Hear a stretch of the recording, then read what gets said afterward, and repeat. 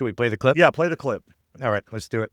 All right, buckle up, people. Here it is. The institution of slavery is not inherently evil. I know.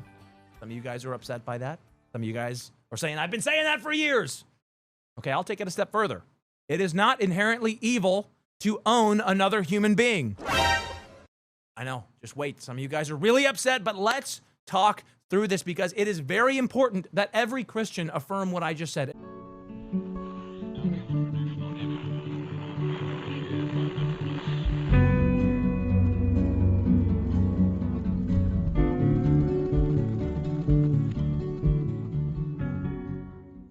You might be thinking, who cares about Josh Haymes? If you look up Josh Haymes, he's a baby-faced podcaster. He looks like he's 19 years old. I think he's in his mid-20s, and it's like, who cares? Well, The Guardian has done great work on this, and I want to shout out Jason Wilson, who's been on this for the last year and a half or so. He says in a piece from last year, Josh Haymes is a member of the CREC-aligned Pilgrim Hill Reformed Fellowship, and you're like, who cares? Well, friends, do you remember the whole reason that Pete Hegseth moved from New York to Tennessee? It was to attend Pilgrim Hill Reformed Fellowship. Like, if you ask Pete Hegseth, why'd you move to Tennessee? It was like, to raise my kids at that school, at that church, to send them to that school, and to be around good Christian families and society. Pete Hegseth has appeared on the podcast that we just played for you, the Josh Haymes' podcast, the Red Pill podcast, numerous times.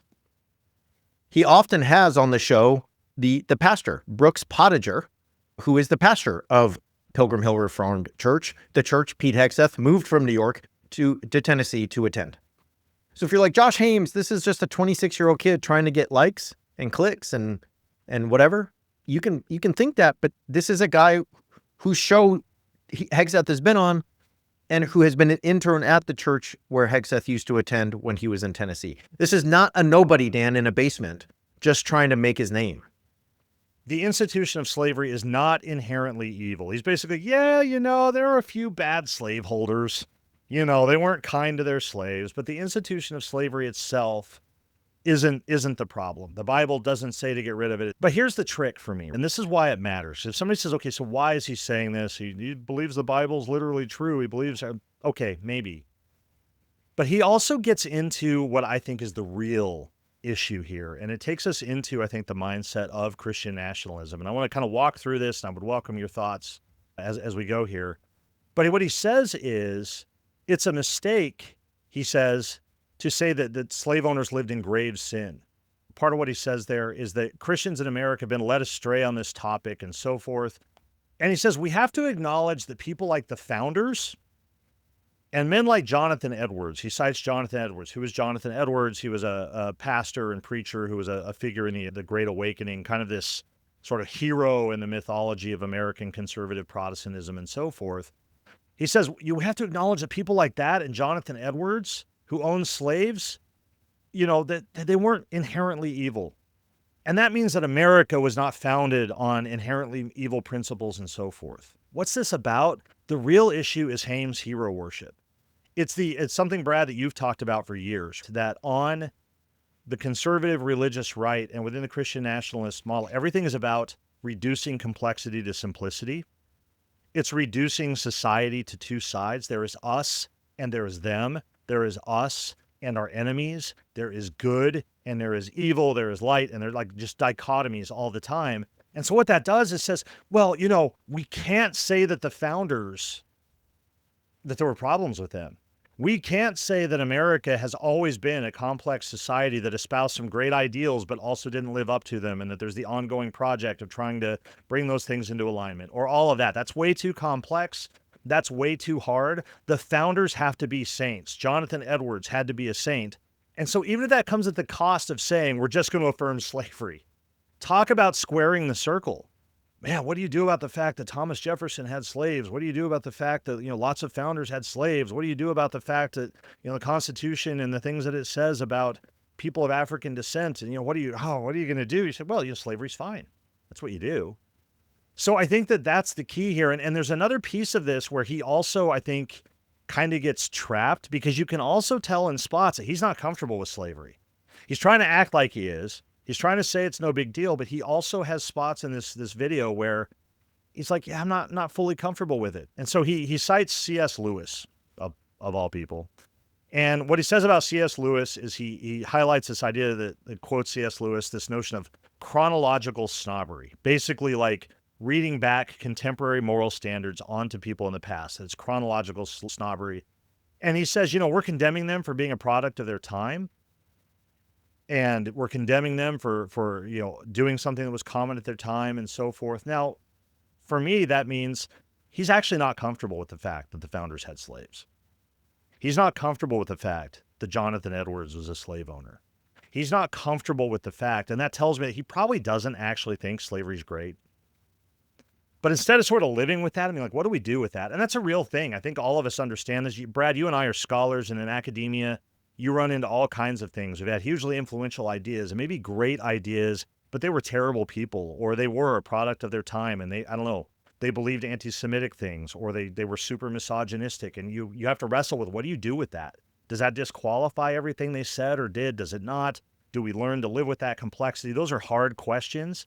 My point is that you can't have those hard questions if you're a Christian nationalist, because Jesus is king. There's one message, there's one Bible, there's one truth, there's one way of being. So everybody that you need to have on your side, the founders, you need to cast the founders as all Christian nationalists. You need to cast Jonathan Edwards as all Christian nationalists. They all need to be good Christians, and that you can't square that circle with slaveholding unless you're willing to just go out and say, you know what, then maybe slavery's fine. Slavery's fine. American Christians have been led astray. Silly Allie Beth Stuckey, just so far to the left that she won't acknowledge that slavery is okay. Woke. Yeah. Like, how often is Allie Beth Stuckey going to be condemned for being woke? Those are the dynamics that I see there. And I just see layers to this. I see the layers of, we are going to tell history the way that we want to tell it. There's that piece. We're not going to study history. Why? Because we don't want to know that the founders had slaves and that Jonathan Edwards had slaves. We can't accept the fact that America has never been one thing. It has always been this complex, messy thing with really dark elements and really bright elements and strong ideals that it hasn't lived up to. We can't accept that. We can't accept that people like the founders or Jonathan Edwards, they're just like the people in our lives that we really wrestle with, that we're like, I don't know how to separate or draw the lines between, I don't know, the good parts and the bad parts, and what do I do with that? And we can have all kinds of discussions and debates. You can't have that kind of complexity. All you can have is the assertion of truth. So you create your Jesus, pick out who your Jesus is, which Jesus you like in the Bible, you call that truth, and you imprint that onto American society, even if it comes at the cost of saying, hey, slavery would be okay. And by implication, to me, people in America now, if they have the heritage of former slaves, I guess, where do we go with that? Where exactly are you taking us, Haymes, with this line of discourse? One is, this is why the same people have such a hard time with the Confederacy. Mm-hmm. Because when you see people and they're like, well, the Confederacy, that's part of my heritage. And the Confederacy had, there was this society in the South, the antebellum South, that was full of virtue, and it was a callback to ancient Rome, and it was a Christian society based on classes, and then you get to slavery and the Civil War, and they can't condemn Confederacy because it's part of their heritage, as if we all don't have heritage and ancestors and stories and lineage that is not complex and full of heroes and villains and people who in the same person were good and bad and successful and right. This to me is analogous to why the Confederacy gets held up by so many people, because it's an either or. Either I defend my great great grandpa who fought, or I don't. And if I betray the Confederacy, I betray him. There's no other way to spin it. And that leads to my third point. For a long time, I've been arguing that American evangelicals are moving to an ethos of conquer and colonize rather than persuade. We've said it on the show many times. Let's say it again. When you and I were evangelical pastors, when you and I were evangelical youth group kids, the 90s, the early aughts, what was the idea? And you tell me if this is not true at your church, Dan. For me, it was our country is progressively less godly, so we've got to go out and persuade them to follow Jesus. How are you going to persuade that kid in your English class or in your baseball team to be a Jesus follower? And here I am, super committed convert, neurodivergent Brad is like, yeah, I'm doing it. I don't care if it's cringe as hell. I'll do anything you say. So I went and tried to convince as many people to be Jesus followers as possible. 25 years later, the ethos is you just need to colonize them. Like if they won't become a Christian, just step on them until they agree that America and this country is a Christian place and they either need to assimilate to a Christian America or go home. Isn't that what they told Kash Patel? So when you have people like Haymes, who's at the sort of like one entry point of the ecosystem, Haymes is this like 26-year-old who other 26-year-olds are going to watch, saying slavery is condoned by the Bible and you as a Christian should never feel otherwise. They're slowly building an Overton window that says, look, subjecting other humans against their will is biblical and it's needed. If you want to make disciples of all nations and if Christ is going to be king, you can't let people who are not Christians, who are not heritage Americans, who are not from here, who are not like us, you can't just let them choose. You can't just let them like be free and go to Walmart on the weekend and watch Netflix and eat a Subway sandwich and, play college football or what. You can't. You need to subject them until they either leave or they just give in.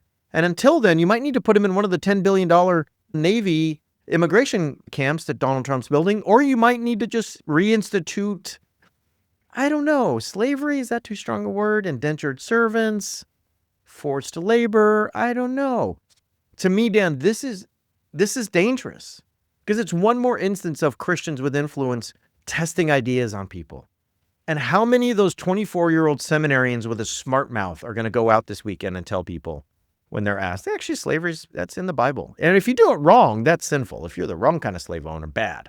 But if you do it how the Bible says, you're actually helping the enslaved because you're bringing them the gospel.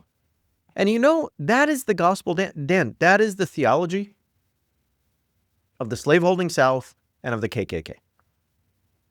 And if you want to try to notice the differences, it's that meme of Pam in the office saying they're the same picture. I'm sorry. They're pretty damn close, at least. So final thoughts on this before we go to reasons for hope. My only final thought is that, once again, this isn't completely new. The evangelicalism I grew with, the soft version of this was in Greco-Roman society, slavery wasn't as bad as it was in the American South. And so if you had basically a more humane kind of slavery, it was, that was probably okay. So again, I talk about this all the time. I realize I've been talking about this for coming up on a decade now. What we see in contemporary Christian nationalism is not completely new. It is the quiet parts out loud. It is the volume turned up. It is the fever dream version of things that have been circulating within this kind of Christianity for decades. And I think we just need to continue to recognize that as well for all the people that are like, hey, Brad, you just talked about when you were an evangelical, it wasn't really that bad. And nope, that's not the takeaway. The takeaway is there were always these trajectories and currents, and that is what we now see that has become mainstream, and that's serious. But we have to recognize as well that this is something that this religious discourse has always had within it, and that is part of why it is so pernicious and needs to be countered.